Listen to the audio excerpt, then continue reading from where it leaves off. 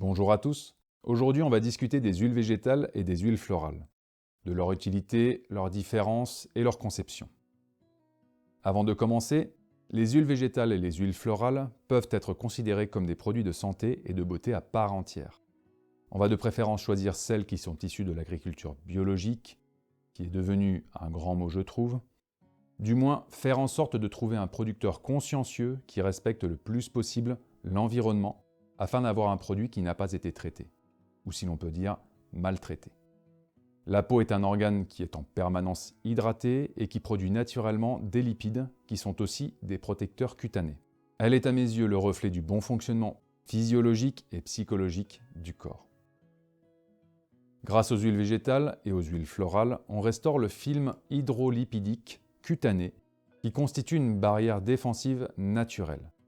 J'entends parfois des personnes qui parlent d'hydrater leur peau avec une huile végétale. Alors, elle limite la perte en eau, donc limite la déshydratation, mais elle n'hydrate pas. Pour hydrater, il faut de l'eau. Et les huiles végétales ou huiles florales n'apportent pas d'eau à la peau. Elles nourrissent la peau, donc amènent de la matière grasse.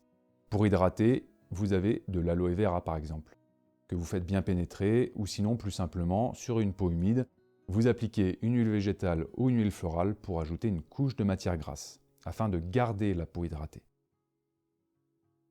Quand on parle d'huile végétale et d'huile florale, on ne peut pas passer à côté des acides gras dont elles sont composées. Les acides gras saturés, les acides gras monoinsaturés et les acides gras polyinsaturés.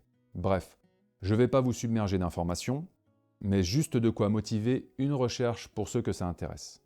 Les huiles végétales et huiles florales s'utilisent idéalement avec les huiles essentielles, car une huile essentielle utilisée pure a tendance à se diffuser très rapidement dans l'organisme. C'est d'ailleurs pour cette raison que je recommande aux personnes qui débutent de toujours les diluer afin d'éviter un bête incident. Une fois diluée dans un support comme une huile végétale, un corps gras ou une huile florale, elle se diffusera bien plus lentement et aura une meilleure action sur le plan local. Ça peut paraître curieux, mais ce n'est pas parce qu'une huile essentielle est diluée qu'elle est moins efficace. Si vous appliquez par exemple sur votre corps 3 gouttes d'huile essentielle, que ce soit dans 10 gouttes ou 50 gouttes d'huile végétale, ça reste 3 gouttes d'huile essentielle sur votre corps.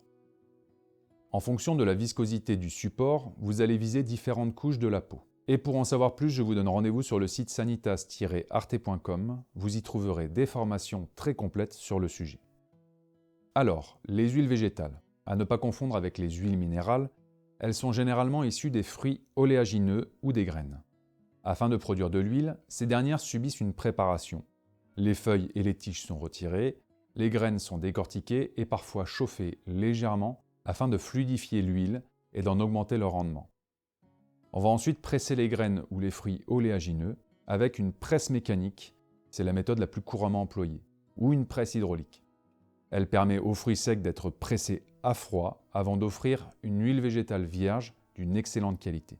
Les huiles ainsi produites sont étiquetées première pression à froid. Un choix à privilégier quand on peut se le permettre pour garantir un procédé respectueux de la nature et des propriétés du produit. Il existe aussi l'extraction par centrifugation pour les fruits oléagineux comme les noix, les noisettes, les amandes. Et pour finir, la méthode la plus rentable, l'extraction au solvant. Il me semble que c'est de l'hexane qui est utilisé, à confirmer. Solvant issu du pétrole, utilisé sur les graines broyées pour les dégraisser. Puis ensuite distillé pour éliminer le solvant, afin de ne garder que l'huile. Bref, c'est pas le top. On peut parfois retrouver des résidus de solvant dans l'huile, etc. Certains d'entre vous le savent déjà, mais les fabricants n'ont pas l'obligation de mentionner le mode d'extraction. Donc réfléchissez bien et faites votre petite enquête avant d'acheter vos huiles végétales ou huiles florales. Les huiles florales. Ce sont des macérats, aussi appelés macérats huileux. Ils sont obtenus par la macération de plantes fraîches ou sèches, sauvages ou de culture biologique, dans des huiles végétales de première pression à froid et bio. Par exemple, d'olive, de sésame, de tournesol, etc. Donc l'huile végétale, durant la macération, va s'imbiber des propriétés physiques de la plante. On obtient alors une préparation douce et délicate pouvant être utilisée en soins cosmétiques, en massage, seule ou associée à des huiles essentielles, à des huiles végétales ou à d'autres macérats afin d'en potentialiser les vertus. Vous avez dans cette catégorie l'arnica, la calendula, la camomille, la carotte, l'hélicryse, le millepertuis, le prêle et bien d'autres. La liste est très très longue. Très bien. Cette vidéo touche à sa fin. J'espère qu'elle vous a plu et que vous avez pu apprendre de nouvelles choses. Merci à vous d'avoir pris le temps de la visionner.